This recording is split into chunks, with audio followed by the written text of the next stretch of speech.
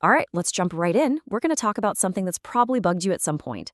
Why is sending money around the world so much clunkier than, say, sending an email? Well, we're going to dive into Stellar, a project that's trying to change all of that. I mean, really think about that for a second. It's kind of crazy, right? You can send a message, a photo, anything to the other side of the planet in an instant, and it costs you nothing. But sending $1? Whoa, that's a whole different story. And that exact frustration is the reason Stellar even exists. So before we get into how Stellar fixes things, we've got to really understand the problem. The way we move money globally, well, let's just say the system is running on some seriously old-school, outdated tech.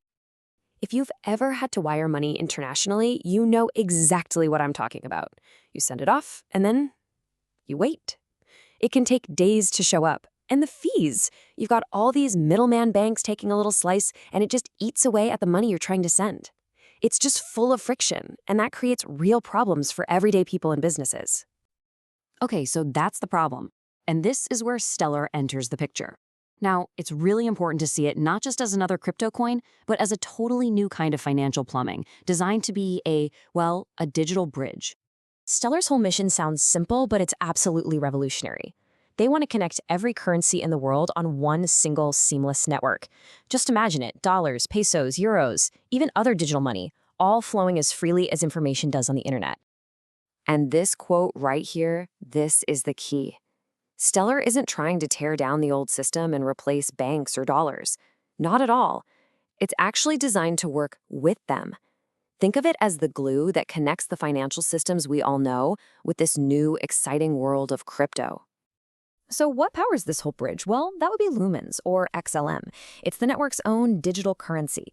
And every single transaction, no matter how small, requires a tiny, tiny fee paid in XLM. This isn't really for making people rich. It's a utility. It's the fuel that keeps the whole engine running smoothly and securely. And it stops people from spamming the network.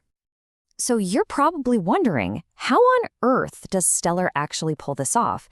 It sounds super complex. But the way it works is, honestly, pretty slick. Let's walk through it. Say you want to send $100 from the US to your family in the Philippines. You just start the payment in dollars. Then, behind the scenes, this Stellar network does this little magic trick. It instantly converts your dollars into lumens, finds the best possible exchange rate to Philippine pesos, and boom, delivers the final amount. The whole thing takes just a few seconds. It's incredible. Now, a huge reason it's so fast and efficient is how it confirms transactions. You've probably heard about Bitcoin mining, right? It's super competitive and uses a mind-boggling amount of electricity. Stellar does things completely differently. It uses something called the Stellar Consensus Protocol. Basically, a small, trusted group of computers quickly agrees on which transactions are valid. It happens in seconds, and it uses a tiny, tiny fraction of the energy. Okay, so the tech is cool. I get it. It's fast, it's cheap. But what does this actually mean for you, for me, for real businesses? Why should we actually care about this? Well, the possibilities are huge. You've got the obvious stuff like international money transfers and remittances, which are a total game changer for millions of families.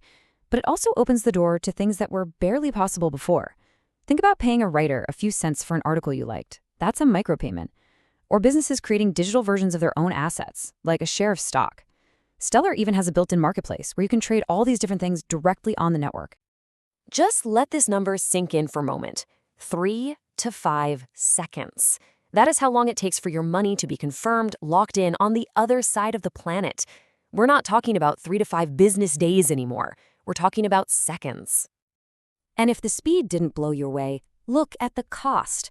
The fee for a transaction is less than a penny, a fraction of 1 cent.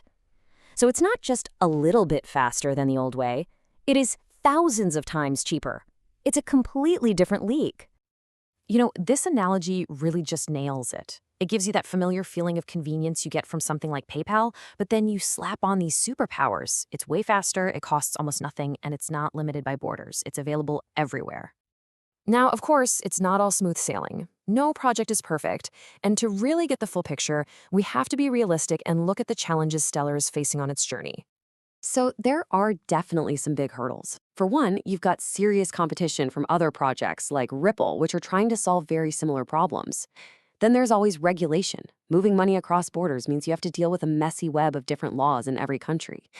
And yeah, even though XLM is meant for utility, its price can still swing up and down. But the biggest challenge is probably adoption. For Stellar to truly succeed, it needs more banks, more payment apps, more businesses to actually plug in and use the network. But even with those challenges, Stellar's core mission has always stayed the same, and it's a powerful one. This project has never been about just creating another coin for people to trade and speculate on. It's always been about building real tools for the real world, with this incredible focus on financial inclusion, on helping people in places with shaky banking systems finally connect to the global economy. And that really leaves us with this final massive question. By building these open, neutral, and super accessible networks that anyone anywhere can use, are we seeing the blueprint for a totally new kind of financial system? One that's truly global and truly for everyone? It's definitely something to think about. Thanks so much for tuning in.